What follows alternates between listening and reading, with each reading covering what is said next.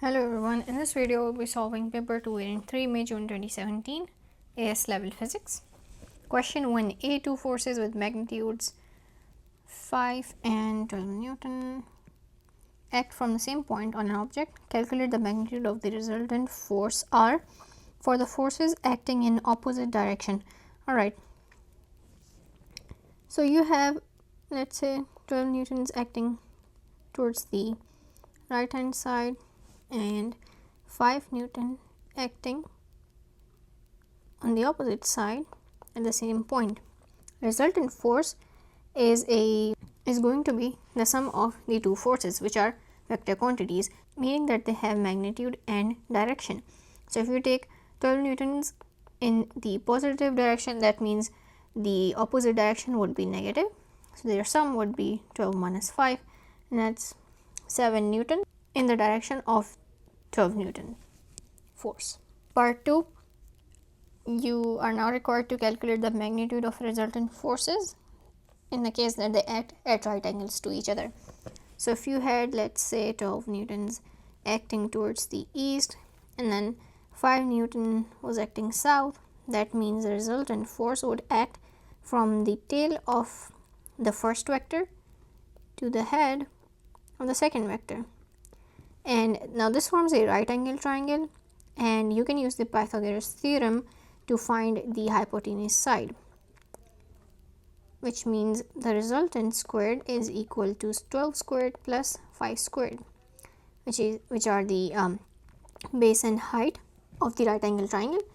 So the resultant is equal to square root of 169, and that is equal to 13 Newtons. B. An object X rests on a smooth horizontal surface. Two horizontal forces act on X as shown in figure 1.1. A force of 55 Newton is applied to the right, and that of 18 Newton is applied at an angle of 115 degrees to the direction of 55 Newton force. Use a resolution of forces or a scale diagram to show that the magnitude of resultant force acting on X is 65 Newton. Okay, X is this point over here. Let me just copy this. Okay, you have 18 Newton acting at 115 degrees to the horizontal positive axis, or 55 Newton force. So you can use a scale diagram in which you will set up a scale. So let's say you could say 4 centimeter is equal to 1 Newton, or 2 centimeter is equal to 1 Newton. So using that, 18 Newton would be equal to 9 centimeters and 55 Newtons would be 27.5 centimeters. Well, that's I don't know that you'd be able to fit that in on the page, so it's better to go with this one. If you were to equate 1 Newton with 4 centimeters, that means for 55 Newtons would be 13.75 centimeter, and the 18 Newton force would be 4.5 centimeter. You would use a ruler and a protractor to draw the 55 Newton force or the 13.75 centimeter line, and then you'd use a protractor to draw a 4.5 centimeter line at an angle of 115 degrees. I'm going to be using the method of resolving them to find the resultant force. When you use resolution of forces, you are essentially going to break down both the 55 Newton and 18 Newton force into their x and y components, and then you will add up these horizontal and vertical components to find the components of the resultant force and therefore the resultant force itself.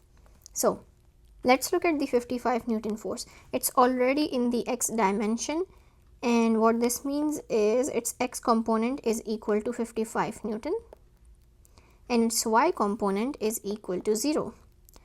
For the 18 Newton force, you will need to find the angle which the origin of the 18 Newton force makes with the x-axis, with the positive x-axis. So let's say here you've got the 18 Newton force and then you have the 55 Newton force. We want to find out this angle, the angle between the origin of 18 Newton force and the positive x-axis. So we know that this angle is 115 degrees. That means the angle which we want to find is going to be equal to 180 minus 115, which is 65 degrees. Right, so now we know that this angle over here is 65 degrees.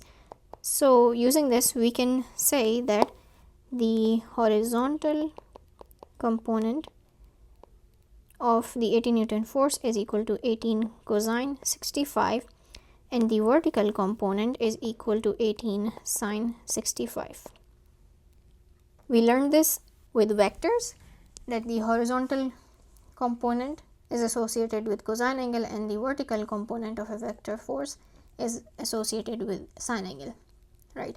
So now we have the x component of 18 Newton force, which is 18 cosine 65, and the y component or the vertical component is 18 sine 65.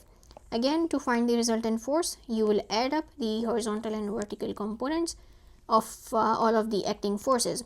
For the horizontal component, that would mean 55 plus 18 cosine 65, which is equal to 62.6 Newton, and for the vertical component, this would mean 18 sine 65. Since you don't have a vertical component of the 55 Newton force, you'd only consider the vertical component of the 18 Newton force, and that is equal to 16.3 Newton. Right, now let's look at the directions of these forces. For the vertical forces, you only have the vertical dimension of the 18 Newton force, which acts downwards. So this will be your 16 Newton force, 16.3 Newton. Right, and then you have the 55 Newton force plus the 18 cosine 65 Newton force. So both of these are acting in the same direction, which means the resultant must also be pointing to the east, which is 62.6 Newton. And once again, the resultant force would act from the tail of the first vector to the head of the second vector. So it's pointing to the southeast direction, and the resultant, again, you would find by using Pythagoras theorem. Resultant would be equal to the square root of 16.3 squared plus 62.6 squared, and this comes out to 65 Newton. Part 2, determine the angle between the resultant force and the 55 Newton force. So the 55 Newton force points towards the east, right, which means you're supposed to find out the angle between this resultant force R and the positive x-axis, this angle over here. Now you have the opposite side to the angle as well as the adjacent side to the angle in a right angle triangle, and so you will use the tan relation. Tan theta is equal to opposite over adjacent, which means the angle which you want to find is equal to tan inverse of 16.3 divided by 62.6, and that is equal to 15 degrees.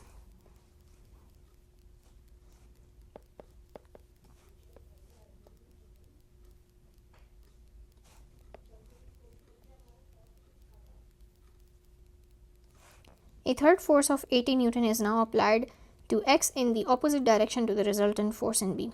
Okay, so we have x.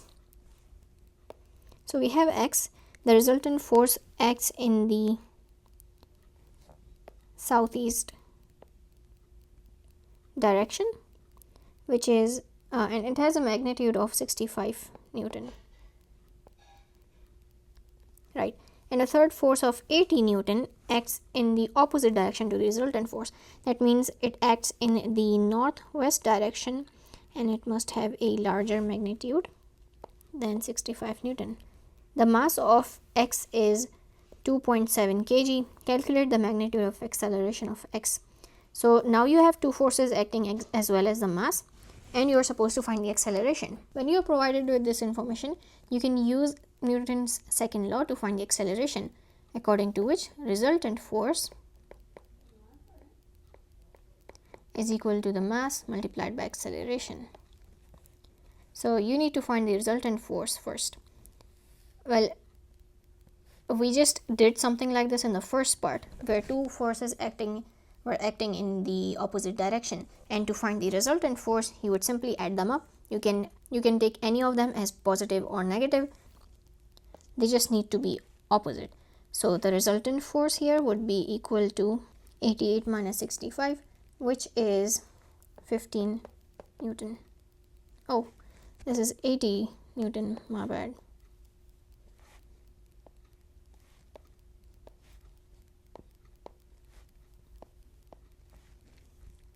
Right, and then acceleration would be equal to 15 divided by the mass, and this comes out to 5.6 meters per second squared.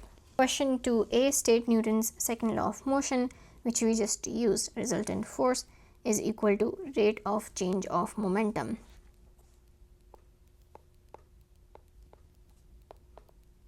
Okay, so we used, instead of momentum, we had used acceleration, and acceleration is equal to change in velocity over time, which means force is equal to mass multiplied by rate of change of velocity, and this is equal to rate of change of momentum. B, a constant resultant force acts on an object A. The variation with time of the velocity for the motion of A is shown in figure 2.1. The mass of A is 840 grams. So this means 0.84 kg, since we only use standard units in calculation. Calculate for the time from 0 to 4 seconds the change in momentum of A. Okay, so change in momentum is equal to mass multiplied by final velocity minus initial velocity. This is equal to 0.84 multiplied by final velocity at 4 seconds, which is this over here. This is 8.8 and initial velocity is 4.4. Oh, wait, this is 4.2 meters per second.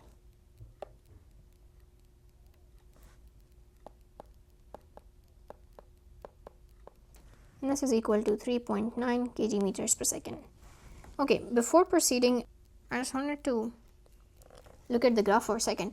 A constant resultant force means that there is going to be a constant acceleration for the body A over here, for object A, and this can be seen by the graph as well. As you can see, this velocity time graph has a straight line, which we know from learning velocity time graphs that a straight line means constant acceleration.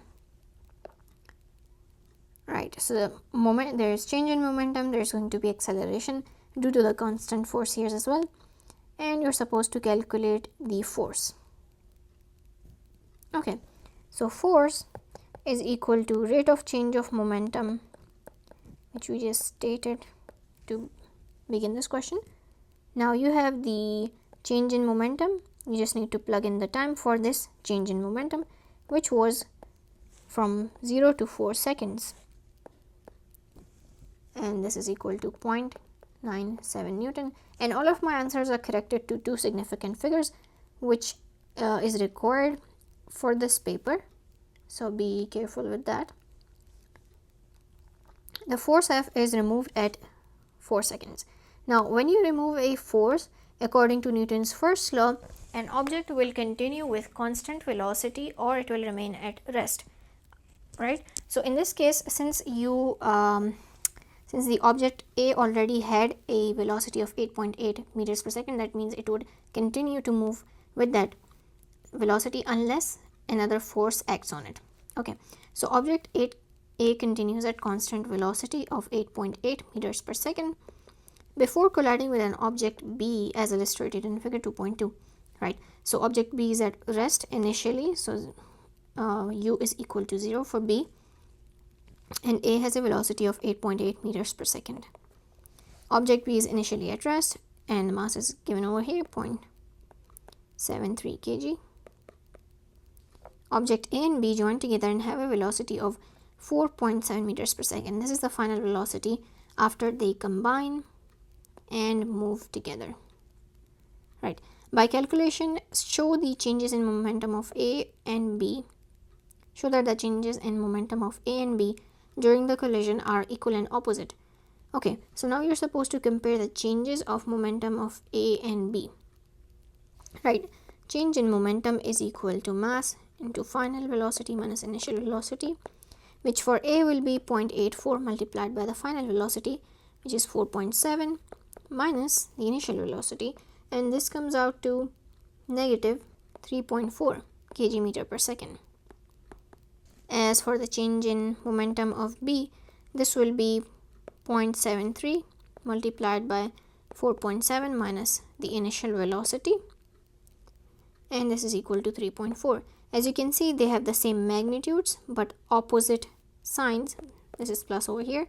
This means the change in momentum of A and B are equal but opposite in direction. So you also need to state that they have the same magnitude and opposite signs, therefore they are equal and opposite.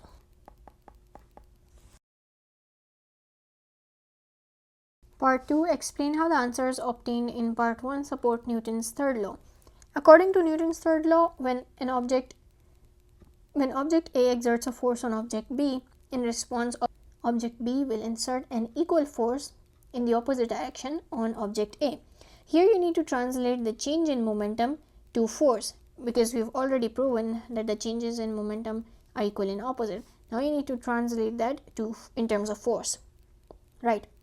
So force is equal to rate of change of momentum. You need to show that time acts as constant, therefore force will be proportional to change in momentum as time remains constant. And that's because the time of collision for A and B is the same. So force is proportional to momentum, meaning that the force on A and B are equal and opposite, just as the change in momentum for A and B are equal and opposite.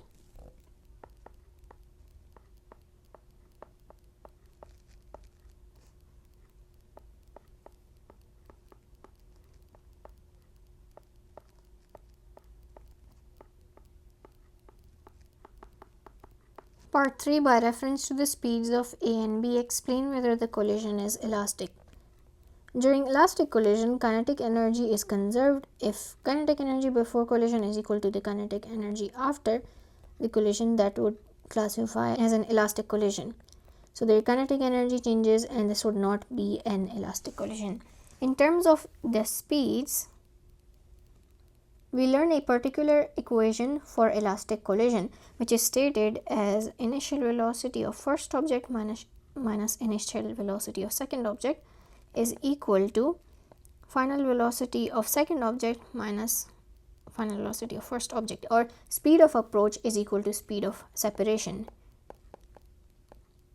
You can take the objects as A and B. You need to be able to answer this question in terms of both kinetic energy and speed. If they had asked you to state your answer in terms of the kinetic energy, you would have stated that it's not elastic because kinetic energy of A and B does not remain the same after collision. However, they're asking in terms of speed, so you need to state that speed of approach is not equal to speed of separation, which means this is an inelastic collision. Okay, let me show this by calculation. Initial velocity of A was 8.8, and then initial velocity of B is 0 since it starts from rest, and then final velocity of both A and B are 4.7 meters per second, I assume, which clearly is not equal to 8.8 meters per second. If these values were equal, then that would have meant speed of approach and separation were the same. So that would have been an elastic collision. Electric field strength. This topic has been eliminated from AS level syllabus, so we'll just continue with question number 4. A spring is supported so that it hangs vertically as shown in figure 4.1. Different masses are attached to the lower end of the spring. The extension of the spring is measured for each mass. So whenever you come across a question related to elastic energy or extension, chances are you'll also be looking at a graph, which we learn a relation between force and extension of objects that obey or do not obey Hooke's law. Now sometimes instead of force you will see mass, and that's because you can easily convert mass into the weight, which is a force, by multiplying this with the gravitational constant. So you can think of mass as being used interchangeably with force. Whenever you use this graph for calculation though, you must convert the mass from grams into kilograms and then multiply this with 9.81 to find the force. Same goes for the extension. You need to have these values in meter. Part A asks you to state and explain whether the spring obeys Hooke's law. For the spring to obey Hooke's law, its force extension graph, or this graph here, should be a straight line passing through the origin, which it's not. It is not passing through the origin, so this spring does not obey Hooke's law.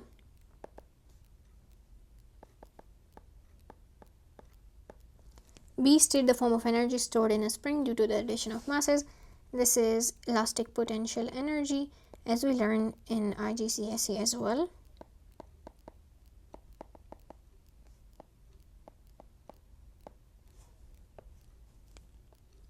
C, describe how to determine whether the extension of the spring is elastic.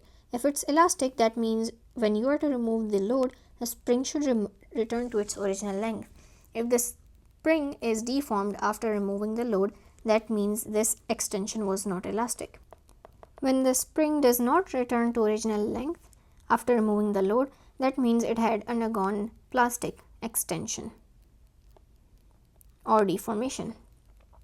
Calculate the work done on the spring as it's extended from 40 millimeters to 160 millimeters. So you can find the work done from a force extension or a mass extension graph for any object, whether it does or does not obey Hooke's law, by finding the area under the graph.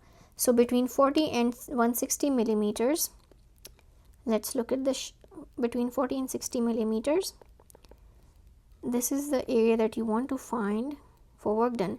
This is a trapezium shape, and the formula for area of trapezium is equal to half multiplied by the sum of parallel sides multiplied by the distance between them. So this is the distance between them, 160 minus 40, which is 120 millimeters. So you multiply that with 10 to the power of negative 3, and then you add up the sides. The sides must be equivalent to forces, because work done is equal to force multiplied by the distance.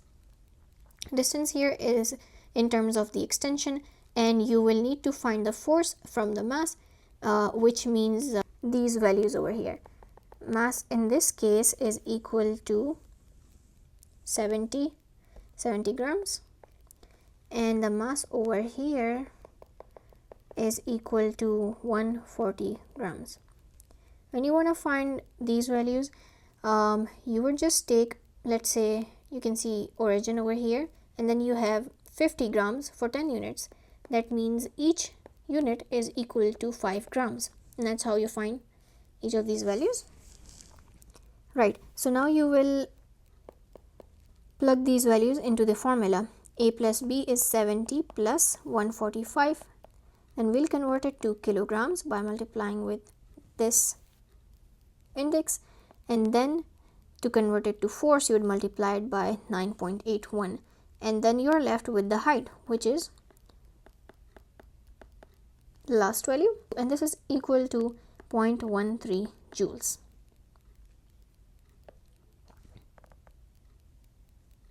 The reason that we don't directly use the formula work done is equal to force into distance is because the force here is changing. So instead you are going to use the values of the graph or the area under the graph to find this work done.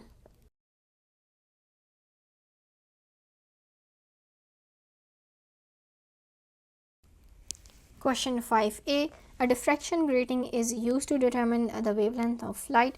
Part 1. Describe the diffraction of light at a diffraction grating. So for these 2 marks, you're supposed to describe diffraction and then specifically at a grating. A grating is essentially a plate of metal rods. These are very tiny grating metal rods. You can't really see them, They act as a barrier. Diffraction occurs when light bends around an obstacle. This obstacle could be a stone. Now, in case of diffraction grating, light bends around the obstacle that it comes across in the grating. So, for diffraction, light spreads around obstacle. Now, because we are giving our answer in terms of the diffraction grating, that means light in this case spreads around the grating. These are light waves that spread around the grating slits.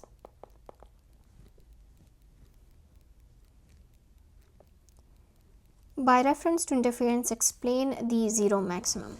Okay, let's start with interference here. Interference occurs when two waves overlap and the resultant is equal to the sum of displacements of those waves. You can have either constructive interference, in which case the waves will overlap in phase.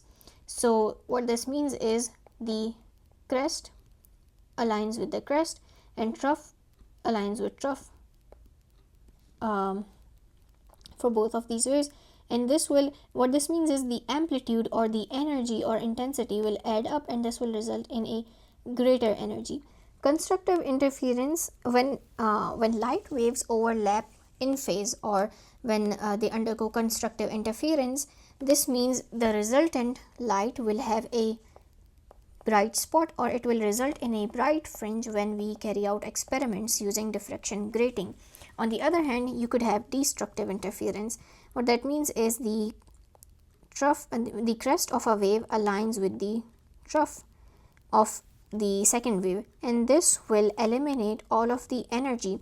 And when this happens with light waves, this results in a dark fringe when you use a diffraction grating in an experiment. In this case, waves overlap out of phase with a phase difference of 180 degree. What that means is at a certain point, one of the waves is going to be ahead or behind the other wave by 180 degree. So as you can see at this point, during destructive interference, you start as a sine curve for the first wave, whereas for the second wave, you start with the second half of the sine curve. So this is overlap out of phase with a phase difference of 180 degrees or pi radians, or in terms of wavelength, this would be a phase difference of half of a wavelength.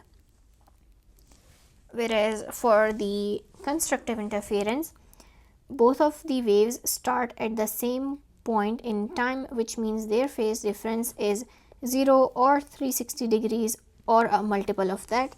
In terms of wavelength, this would be complete whole numbers multiplied by wavelength. So 1, 2 or 3 and so on. Let's start with what zero order maxima means. When you carry out an experiment using a diffraction grating, you would observe that light spreads around the grating slits, and on the screen where you will observe the results, you will see a series of bright and dark spots. The bright spots are due to constructive interference. So let's say these are the bright spots. Here the light intensity will be higher compared to the darker spots between the bright spots. So now you have a dip in light intensity. This is due to destructive interference when the energy cancels out. In the center of the screen where you observe the results, you will observe the brightest spot, because here there will be the greatest addition of energy from the waves, and then again you would alternate between dark and bright spots due to constructive and destructive interference. So this central bright spot or the central fringe is known as the zero order maxima, or m is equal to 0 for this one. And then as you move up and down the zero order maxima, the order of maxima increases from 1, 2, 3 and so on. Let me also label the dark fringes over here.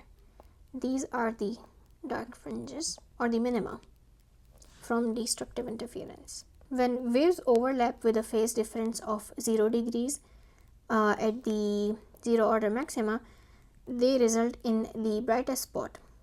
This is unique to the zero maxima because the waves which overlap at this point travel the same distance. So let's say these two waves, let me use green. The two waves, well, there will in reality there will be more than two waves, but I'm trying to simplify this over here.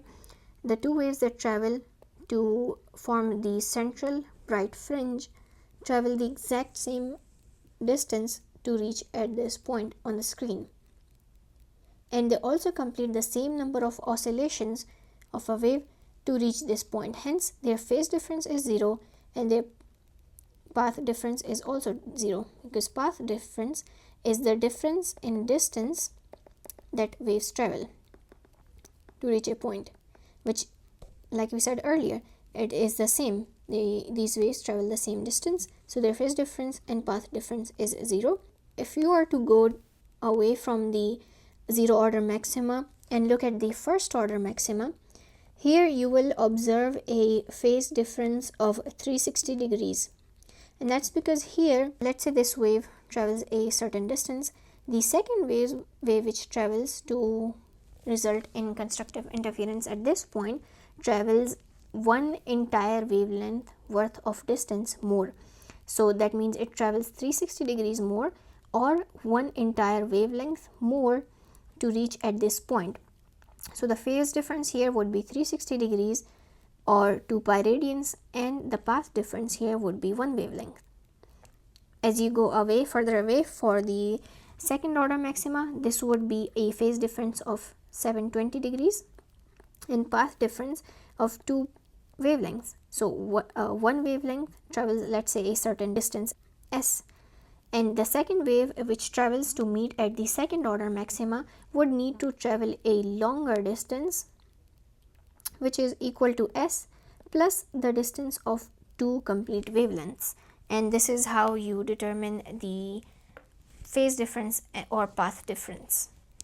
So at zero order maxima, the waves overlap in phase, and for the first maxima, waves overlap with a phase difference of 360 degrees or a path difference of one complete wavelength.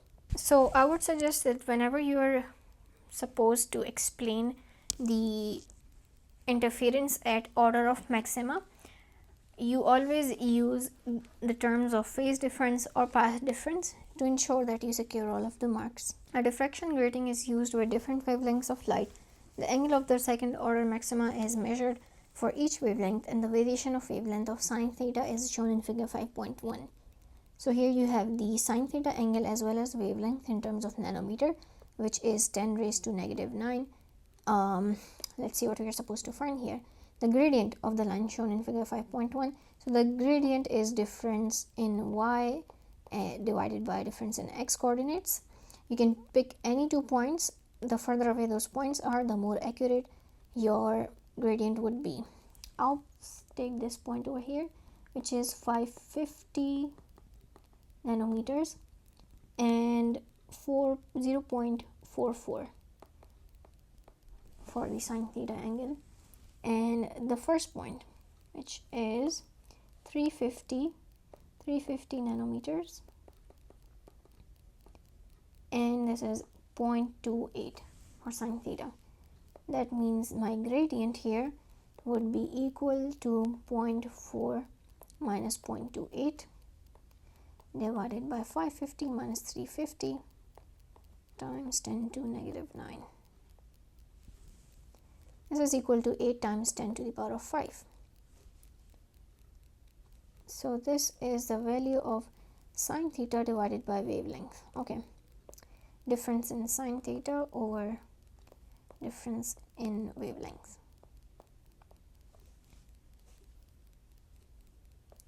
Part 2, using the gradient determined in part 1. Use the gradient in part 1 to calculate the slit separation of the diffraction grating. Okay, according to the diffraction grating equation, d sine theta is equal to n lambda, where d is the slit separation, sine theta is the angle between, or theta is the angle between order of maxima, wavelength here or lambda here is the wavelength of source, and n is the order of maxima, right? So d here would be equal to n lambda over sine theta. You're supposed to use your answer or the gradient. Gradient is equal to difference in y over difference in x, which is sine theta over lambda. Now here you have n multiplied by lambda over sine theta, which is the inverse of gradient. So d has to be equal to n multiplied by 1 over the gradient. And according to the question, this graph is for the second order maxima, right? Second order maxima. So n is equal to 2, which means d is equal to 2 divided by 8 times 10 to the power of 5, and this is equal to 2.5 times 10 raised to negative 6. On figure 5.1, sketch a line to show the results that would be obtained for the first order maxima. Between the sketch for first and second order maxima, the difference would be due to n, which, okay, d sine theta is equal to n lambda. This is the difference which occurs from 2 to 1. So n is equal to d sine theta over lambda.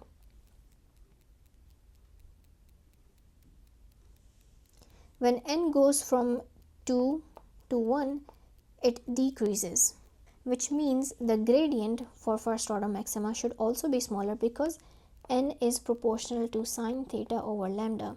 Therefore, n is proportional to the gradient, and d remains constant because you are using the same grading. That means the slit separation remains the same. The only change which occurs is the value of n, because it decreases from 2 to 1. That means the gradient would become smaller. Now, because the order of maxima reduces from 2 to 1, or it decreases by half, that means the gradient must also reduce by half. Earlier we had the gradient 8 times 10 to the power of 5 with order of maxima 2. That means for first order of maxima, when you reduce this by half, it should become 4 times 10 to the power of 5.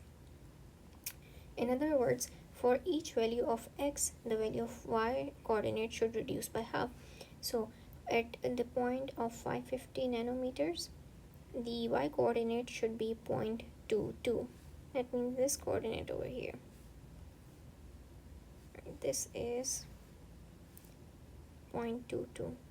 And for the 350 nanometer value of wavelength, the x coordinate for the new graph with the first order of maxima should be half of 0.28, which is 0.14, and this will be over here. And then you'll use a ruler to sketch a line, and this will show half of the gradient for the second line. Question 6a, describe the IV characteristic of a metallic conductor at constant temperature. So in this chapter we learn the IV characteristics of a metallic conductor, a filament lamp, as well as a semiconductor diode. This shows us the relationship between or how current varies with voltage. For a metallic conductor, current is proportional to voltage, assuming that the resistance remains constant. So here resistance is equal to V by I, which is the inverse of the gradient in this case. As the gradient here remains constant, resistance also remains constant. For a semiconductor diode, this is what the graph will look like. In the positive x-axis, the gradient will increase, and the negative x-axis, the graph will approach 0, a value of 0 current, right? So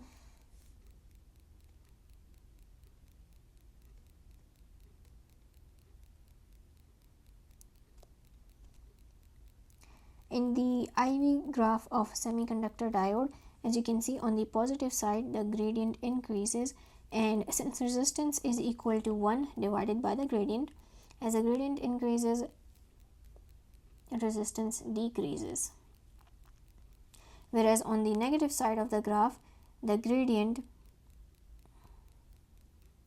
is 0. So the resistance is going to be infinite. And that happens because the negative side of the graph represents when the semiconductor diode is in reverse bias. So when the current flows in the opposite direction, the diode does not allow the circuit to conduct electricity it doesn't allow the current to pass through, whereas in the positive direction of the diode, whereas in the forward bias of the diode, current can easily flow through it. You're now supposed to put this description into words for the metallic and semiconductor diode. For the metallic, you will see a straight line through the origin, and for the semiconductor diode, you would see a straight line which with an increasing gradient. So this part over here, as the line becomes steeper and steeper, this means the gradient is increasing, right? And you would observe this on the positive x-axis, which denotes the voltage. X-axis will denote the voltage, and you on the negative x-axis you would observe that the current approaches a reading of 0. And this happens because on the negative side, this semiconductor diode is in reverse bias, so it will not allow the current to pass through.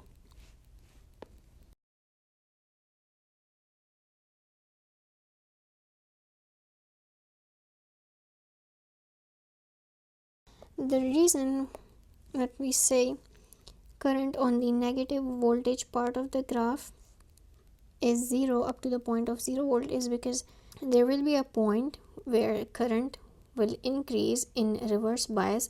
That's due to some reverse current leakage, but that's not the scope of our syllabus. So we only cover the part up until the voltage value where the current remains 0, which is close to 0 volts or a little over 0 volt. So you will observe no current on the negative voltage part of the graph. Two identical filament lamps are connected in series and then in parallel to a battery of electromotive force of 12 volt and negligible internal resistance as shown in figure 6.1a and b. The IV characteristics of each lamp is shown in figure 6.2, and you're supposed to use this information to determine the current through the battery in the circuit of figure 6.1a and b. Okay, in figure 6.1a, the lamps are connected in series. Therefore, the 12 volt of potential of voltage is divided between the two lamps equally since they are identical. So each lamp gets a potential difference of 6 volt across. So there is this a potential difference of 6 volt across each lamp, and according to the graph, this means that the current through each lamp is equal to 2.8 ampere, and since this is a series circuit, that means the same current flows through the entire circuit. So your answer for part 1 will be 2.8 ampere. As for the circuit 6.1b, these two identical lamps are connected in parallel, and each branch in a parallel circuit gets the same voltage as the power source. So this means you will observe 12 volt of potential difference across both of these lamps. Now what that means is, according to the graph, through each lamp there will be a current corresponding to this 12 volt, which is 4 ampere, right? So there is a current of 4 ampere running through both of these lamps, and what that means is this current will flow into the junction and then out of it as well. And according to Kirchhoff's first law, the sum of currents moving into a junction is equal to the sum of currents moving out of it. So these 4 ampere currents will add up to make the total current of 8 ampere. And this is the value for total current in circuit 6.1b. So you have 4 ampere in each lamp. Therefore, total current is equal to 4 plus 4 ampere.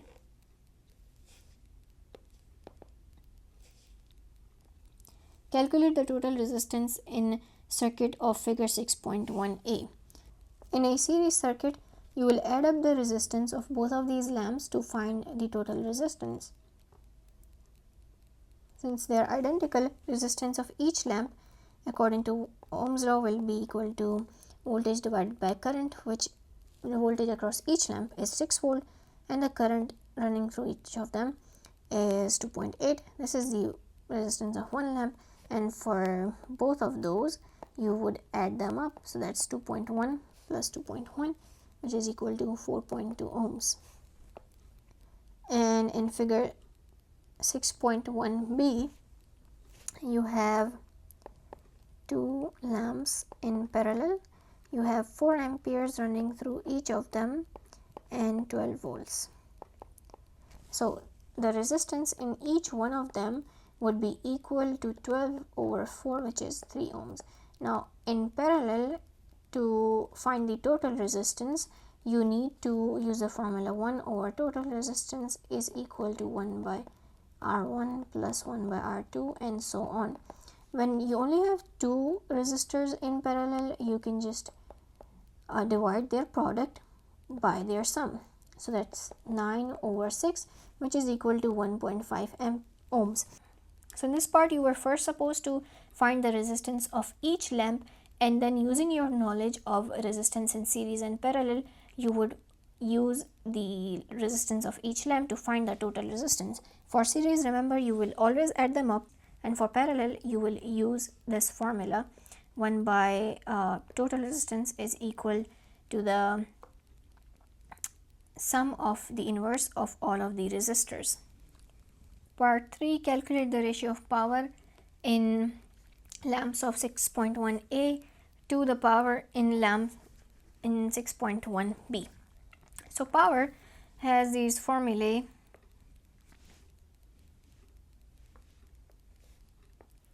It is equal to voltage into current, or V squared by R, or I squared times R. You can use any of these for both A and B to find the ratio. Okay, so I'll use the voltage and current formula, where power in a lamp in 6.1a is the voltage across one lamp, which is 6 volt, multiplied by the current in a lamp, which is 2.8. This is the same throughout the circuit, divided by power in a lamp in 6.1b. The voltage across any one lamp in 6.1b is 12 volt, and the current in each one of those is 4 ampere, and this is equal to 0.35. No units because this is a ratio. Question 7a. The following particles are used to describe the structure of an atom. So you have an electron, proton, and neutron, which we knew, which we were already familiar with, and a quark is a fundamental particle which makes up protons and neutrons. A proton is made up of 2 up quarks and a down quark. A neutron is made up of 2 down quarks and 1 up quark. An electron is not made up of quarks. Underline the fundamental particles. So fundamental particles are those which cannot be further broken down, which in this case are electron and the quark. Since proton and neutrons are made up of quarks themselves, these will not be fundamental particles. The only fundamental particles here are the quark and electron. B. The following equation represents the decay of a nucleus cobalt to form nucleus Q by beta minus emission. Completes figure 7.1. Okay, so what happens with beta emission is that the proton number will increase by 1. So B here should be 28 and the mass number will remain the same. So A here will be 60. What happens is that a neutron in the nucleus converts to a proton, which is why the proton number increases. But because both proton and neutron are inside of the nucleus and the total number of proton and neutrons remains the same, the mass number doesn't change. right? And along with that, you also have the emission of electron antineutrino in a beta minus emission. Part 2 asks you to state the name of this particle X, which again is electron antineutrino.